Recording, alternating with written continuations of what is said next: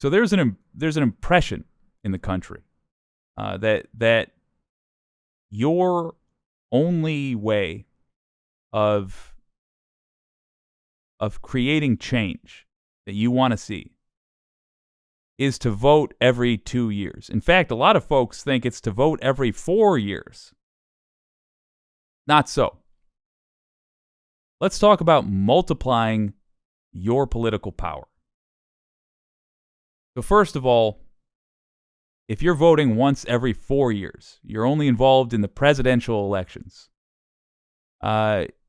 You're leaving power on the table. Obviously, vote in the midterm elections. Vote every 2 years. But even that is leaving power on the table. Think of it like this. Instead of a binary, where it's we either won or we lost, think of it like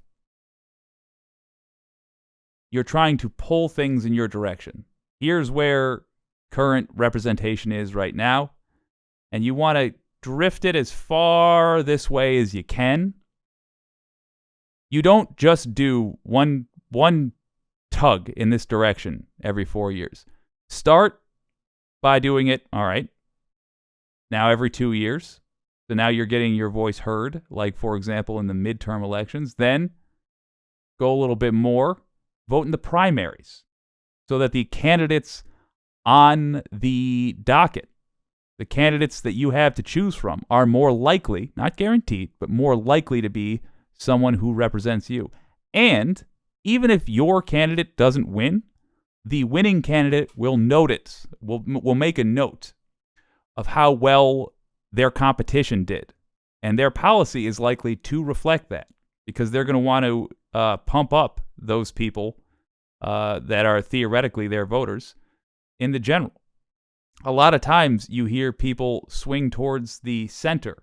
They'll what do they say? They primary left and then general, or they primary left and then general towards the center. Well, if the most progressive candidate nearly wins but doesn't win, you can be assured that that centrist is going to try to appeal to those lefties to motivate them to show up. Then you can go even further with this. Once you have a candidate in office, and admittedly the existing disposition of the candidate will have an effect on how useful this is. But once they are in office, they still have to represent you. As their constituent, get on their butts. Contact them all the time. Be loud. Be a presence in their life, simply by calling and emailing and being persistent. That is multiplying your political power, because it is making things more like how you want them to be all the time. And you can do that constantly. You can do it every day if you want. I recommend personally once a week. Pick a cause, pick a person, email them, tell them what you want. Keep it to 2 sentences. I'm blank. This is what I want done. I'm your constituent. Here's how you can represent me. It is a great way to multiply your power. Let's have a quick look at the primary turnouts. This is an article from CNN. This is about the recent elections. Using my method, 53% of people voted in Republican primaries this year, compared with 47% who voted in Democratic primaries in 40 states. Ooh, stand by for just a moment while we deal with minor technical issues. Assuming I am still on the stream.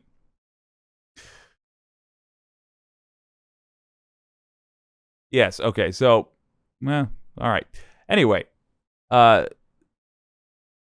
me just read this so that you get a sense of the decline that progressives had in the more recent elections.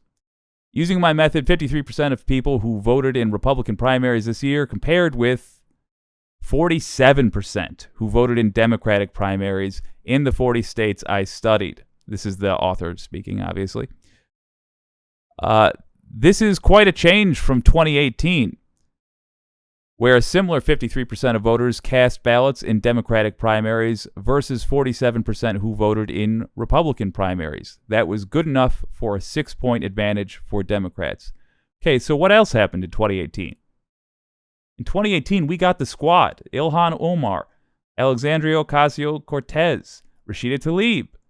2018 was huge, not just for Democrats, but for progressives, because progressives were active in the primaries. We were sick of watching Democrats take L after L for no reason. What did we do about it? We got out in the primaries and we did our business. 2022, how'd it go? Not as well for progressives.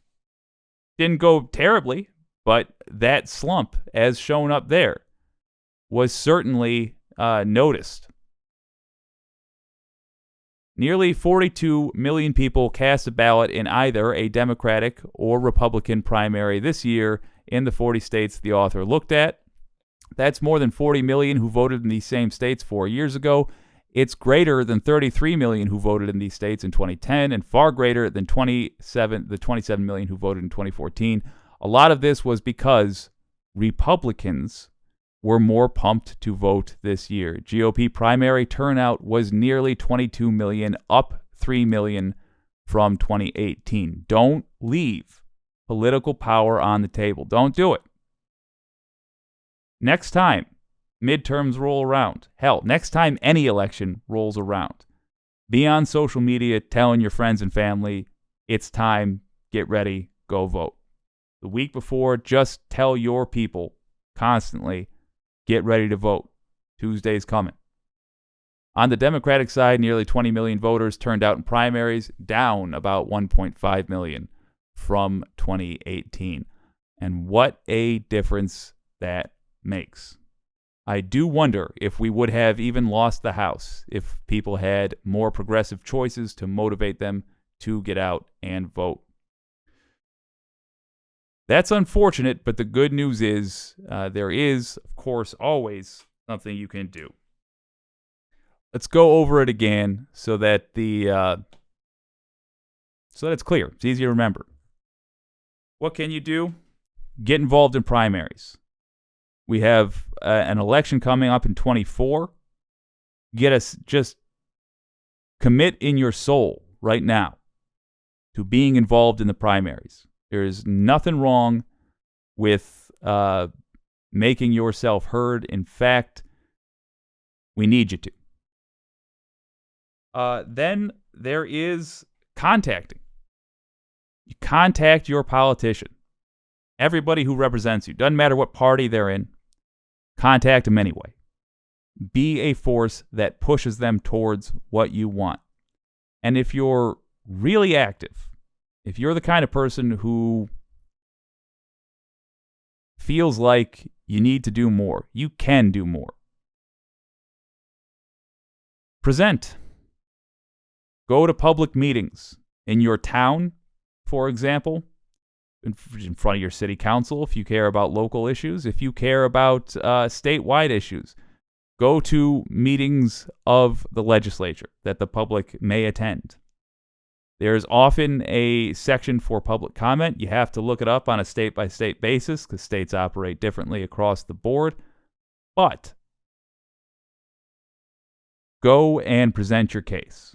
There's an issue you care about. For example, gerrymandering. Present it publicly. It not only affects your representative because they'll hear what town you're from and say, oh, I represent them. I better make a note of this. It will give other people a chance to realize they care about the same thing. Somebody that hasn't even heard the word gerrymandering before might hear you speaking, and that might get the ball rolling. There's a thing to be said for accuracy, for volume over accuracy.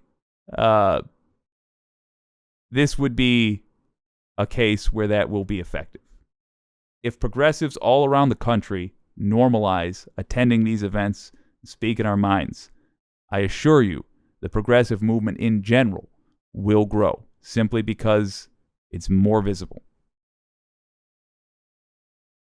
Well, I'll tell you, I do indeed love doing the show, and I love having an audience here. Oh, man. Having an audience here, even when it's a Monday night crowd. 7 likes and 4 watching. Epic. Hey, it's growth, baby. I'll take it. That's going to do it for the show today. I hope to see you tomorrow. If you enjoyed the show, consider being the 8th like. And of course, I hope you'll consider subscribing as well.